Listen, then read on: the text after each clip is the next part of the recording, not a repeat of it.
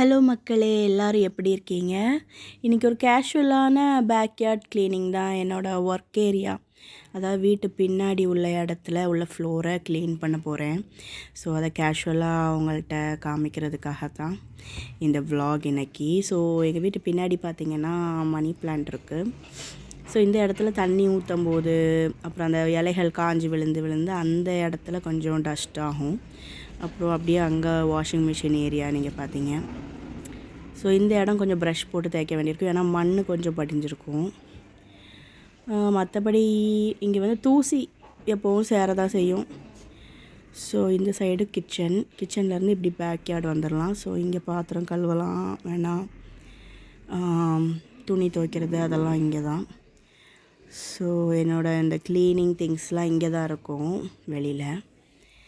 என்னோடய க்ளோவ்ஸ் எல்லாம், ப்ரஷ், இது மாப்குள்ளது, அப்புறம் இந்த ப்ரஷ் அடிக்கடி பார்த்துருப்பீங்க, க்ளவுஸ், அப்புறம் என்னோடய லாண்ட்ரி, அப்புறம் இது வந்து இந்த ரீசைக்கிளுக்கு பிளாஸ்டிக் பொருள் அதெல்லாம் போட்டு வைக்கிறதுக்கு.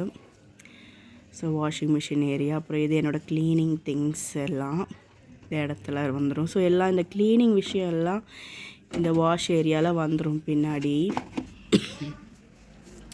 ஸோ இன்றைக்கி இந்த ஃப்ளோரை தான் நம்ம கழுவ போகிறோம். வாங்க பார்ப்போம்.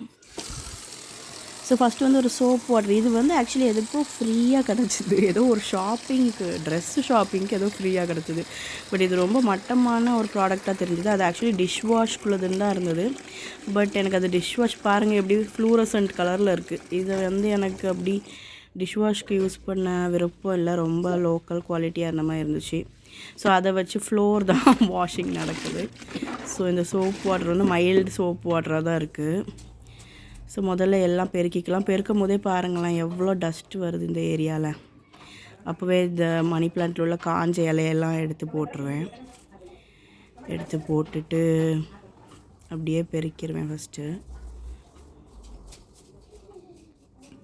பாருங்கள் எவ்வளோ டஸ்ட் வருது பாருங்கள். இது வந்து ஒரு 5 days இருக்கும் நான் பெருக்கி. 5 daysல இவ்வளோ டஸ்ட் சேர்ந்துருச்சு. அப்போது 5 days முன்னாடி தான் கழுவியும் விட்டேன். ஸோ பின்னாடி ரொம்ப ஆக்டிவிட்டீஸ் எதுவும் நடக்காது. அந்த துணி காய போடுவேன், அந்த தான். ஸோ இந்த சோப் வாட்டரை விட்டு இந்த ப்ரஷ்ஷை போட்டு தேய்க்க வேண்டியதான். இந்த ப்ரஷ்ஷில் உள்ள பெரிய பாசிட்டிவ் வைப்பர் இருக்குது. அப்புறம் கார்னரும் நல்லா க்ளீன் பண்ணும் இந்த ப்ரஷ்ஷு.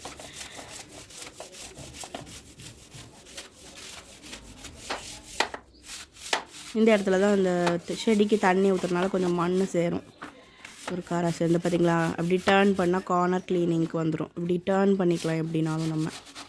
அது கொஞ்சம் வசதியாக இருக்கும். ஃப்ளோர் நீங்களும் இந்த வெளியிலலாம் எதுவும் ரொம்ப ப்ரஷ் போட்டு தேய்க்கணுன்னா இந்த மாதிரி யூஸ் பண்ணிக்கலாம்.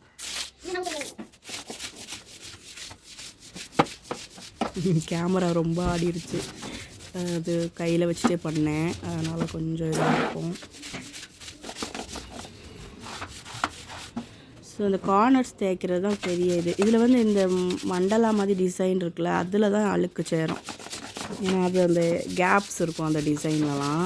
அதனால் அதை மட்டும் கொஞ்சம் நல்லா ப்ரஷ் பண்ண வேண்டியிருக்கும். மற்ற இடம்லாம் ப்ளெயினாக தான் இருக்கும், அதில் ஈஸியாக போயிடும். அந்த ரவுண்டில் தான் கொஞ்சம் தேய்ச்சி கழுவ வேண்டியிருக்கும், அதில் தான் எல்லா மண்ணும் போய் சேரும்.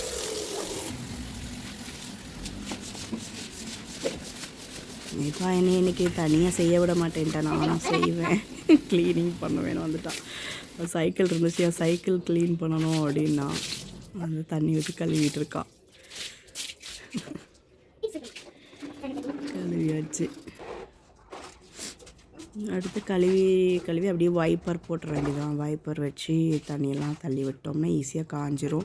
இப்போ இங்கெல்லாம் நல்ல சம்மர் நல்ல வெயில் அடிக்கும். ஸோ டக்குன்னு காஞ்சிரும். வைப்பர் போடலனா கூட காயும். பட் நான் முன்னாடியே அவங்களுக்கு பாத்ரூம் வீடியோவில் சொல்லியிருப்பேன், நம்ம வைப்பர் போட்டோன்னா அந்த தரையில் அந்த அதுவாக காயும் போது ஒரு காரா மாதிரி வரும், ரொம்ப ஹாட் வாட்டராக இருந்தால். ஸோ அதை தவிர்க்கிறதுக்கு நம்ம வைப்பர் பண்ணிட்டோன்னா அது ஒரு ஸ்மூத்தாக தெரியும் தர. அதுக்கு தான் நம்ம தண்ணியெல்லாம் வடிச்சிடுறோம். இது அப்படியே ஒரு ஹாபி மாதிரி தான் எனக்கு தோணும், ரொம்ப வேலை மாதிரியே தோணாது எனக்கு. அப்படியே வெளியில் அந்த செடிகளை பார்த்துட்டு அப்படியே தண்ணி ஊற்றி ஊற்றி கழுவிட இன்ட்ரெஸ்ட்டாக தான் இருக்கும். இது ஒரு பெரிய வேலை மாதிரி அப்படி தோணாது எனக்கு. ஸோ வீக்லி ஒன்ஸ் இந்த மாதிரி ஃபுல்லாக கழுவி விட்டுருவேன். ஸோ இந்த மாதிரி வைப்பர் போட்டு அதை ஸ்க்ரப் பண்ணி எல்லா தண்ணியும் தள்ளிடலாம். இது நல்ல ப்ரெஷ்ஷு, அமேசானில் தான் வாங்கினேன், நல்லா இருக்குது. ஆனால் இந்த மாதிரி ப்ரெஷ் வந்து ரொம்ப இருத்தி நம்ம யூஸ் பண்ணக்கூடாது, அப்புறம் அந்த ஹேண்டில்லாம் தனியாக வந்துடும். ஸோ கொஞ்சம் பூ போல் தான் யூஸ் பண்ணணும். ஸோ ஃப்ளோர் எல்லாம் ரொம்ப நீட்டாகிடுச்சு பாருங்கள், ஃப்ளோர் நீட்டாகிடுச்சு. இப்போது வந்து நெக்ஸ்ட் அந்த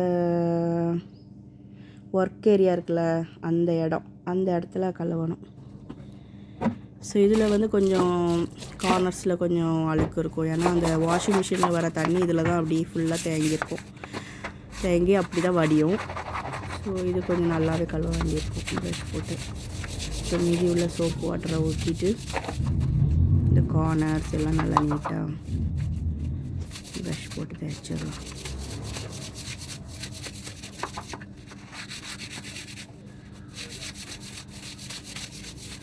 க்ளீனிங்க்கு டெய்லி ஒரு மினிமம்னு வச்சுக்கோங்க, மினிமம் 2 hours ஸ்பெண்ட் பண்ணுவேன்னு வைக்கலாம். அப்படி கொஞ்சம் ஹாபி மாதிரி பண்ணிட்டேன்னா 4 hours 5 hours க்ளீனிங்கில் ஸ்பெண்ட் ஆயிரும். இது போக குக்கிங், பிள்ளைக்கு சொல்லி கொடுக்குறது அப்படி இப்படின்னு கரெக்டாக தான் இருக்கும் நேரம். ஸோ இதில் அந்த அழுக்கு சேர்ந்துடும், அதை எடுத்துருவோம், இல்லைனா தண்ணி போகாது. க்ளவுஸ்லாம் இருக்கிறது ரொம்ப யூஸ்ஃபுல்லாக இருக்கும் அப்பப்போ நமக்கு சில வேலைகள் செய்கிறதுக்கு. அவ்வளோதான் பாருங்கள், சூப்பராக க்ளீன் ஆகிடுச்சு ஒர்க் ஏரியாவும். Finally ton. ஸோ இந்த மாதிரி சின்ன சின்ன விலாக், க்ளீனிங் விலாக், இப்போதைக்கு க்ளீனிங் விலாக் தான் போஸ்ட் பண்ணியிருக்கேன். அது எல்லாத்தையும் பாருங்கள், இன்னும் நிறைய விஷயங்களை பார்க்கலாம். எல்லாருக்கும் வணக்கம்.